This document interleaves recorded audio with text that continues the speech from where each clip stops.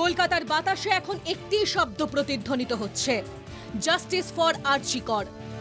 Junior চিকিৎসকের খুনের বিচার চেয়ে লাগাতার আন্দোলনে আরজি করের জুনিয়র চিকিৎসক ও পড়ুয়ারা। এবার তাঁদের পাশে প্রবীণ চিকিৎসকরা পড়েছেন আরজি করে। দীর্ঘদিন চিকিৎসক হিসেবে কর্মরত ছিলেন এই আরজি করেই।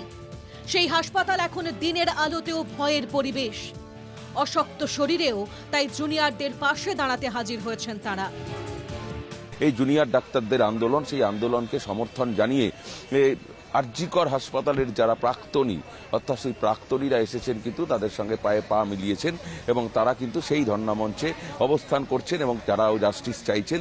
কি বলবো বলুন তো, এখানে বাক রহিত হয়ে গেছে। আমার যে বলার আছে, শুধু চাই সুবিচার। হ্যাঁ, যে অভয়ার প্রতি যে সে যেভাবে নিগৃহীত হয়েছে, যেভাবে তার প্রতি অত্যাচার হয়েছে, যেভাবে সে অকালে প্রাণটা দিয়ে দিল, হ্যাঁ, এইটা যেন আর ভবিষ্যতে না দেখতে হয়, এরকম ঘটনা যেন না ঘটে। কেমন ছিল আগের আরজি কর? কতটা নিরাপদ ছিল আরজি কর? কি বলছেন আরজি করের প্রাক্তনীরা? আরজি কর হাসপাতালের যারা প্রাক্তনী, তারা ইতিমধ্যে তারা আন্দোলন মঞ্চে এসে পৌঁছেছেন। আমরা একটু সরাসরি কথা বলার চেষ্টা করব।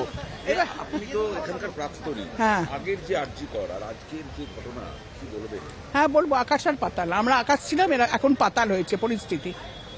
আমি শুধু স্যারেদের কথা বাদ দিচ্ছি, কিন্তু স্যার বা স্টুডেন্টসদের কথা বাদ দিচ্ছি। আদার্স মানে অ্যাডমিনিস্ট্রেশন ইজ নীল। মানে নিরাপত্তা কি একেবারেই নেই বলছেন? হ্যাঁ, নিরাপত্তা। আমিও এরকম ডিউটি করতাম। আমি যখন ডিউটি করতাম অ্যানেস্থেটিস্ট, আমি ওরকম একটা ঘরে নাইট ডিউটি করতাম, 24 ঘন্টা, কেউ ছিল না, সিকিউরিটি সোজা অন কল। এই যাচ্ছে সার্জারি থেকে, এই ডাকছে গাইনি থেকে, ছুটে ছুটে একা একাই যেতাম। লোডশেডিং হতো অনেক সময়, কিন্তু তখন কোনো মনে হতো না কি আমি আনসেফ, মনে হতো না। জুনিয়র চিকিৎসকের খুনে দ্রুত বিচার চাইছেন আরজি করের প্রাক্তনীরাও। তারা চাইছেন অন্ধকার কাটিয়ে আরজি করে ফিরে আসুক উজ্জ্বল দিন। আমি এখানে স্টুডেন্ট জেনারেল সেক্রেটারি, হাউসটা অ্যাসিস্ট্যান্ট জেনারেল সেক্রেটারি ছিলাম। আমাদের এখানে ভোট হতো, কিন্তু কোনো পলিটিক্যাল হতো না, ক্লাসে ক্লাসে ভোটটা হতো। তখন মধুর পরিবেশ ছিল, সিনিয়র জুনিয়র সবার সঙ্গে, ক্লাস 4 স্টাফ, নার্সিং স্টাফ, এরকম চিন্তা আমাদের। তো এই যে তদন্ত প্রক্রিয়ার উপরে কিন্তু ভরসা নেই যারা আন্দোলনকারী ডাক্তার তারা, এবং প্রাক্তনী যারা, তাদেরও কিন্তু এই তদন্ত প্রক্রিয়ার উপরে কোনোভাবেই তারা ভরসা রাখছেন না। শুধুমাত্র কলকাতা পুলিশ নয়, এমনকি সিবিআই এর উপরেও কিন্তু তারা আস্থা হারিয়েছেন।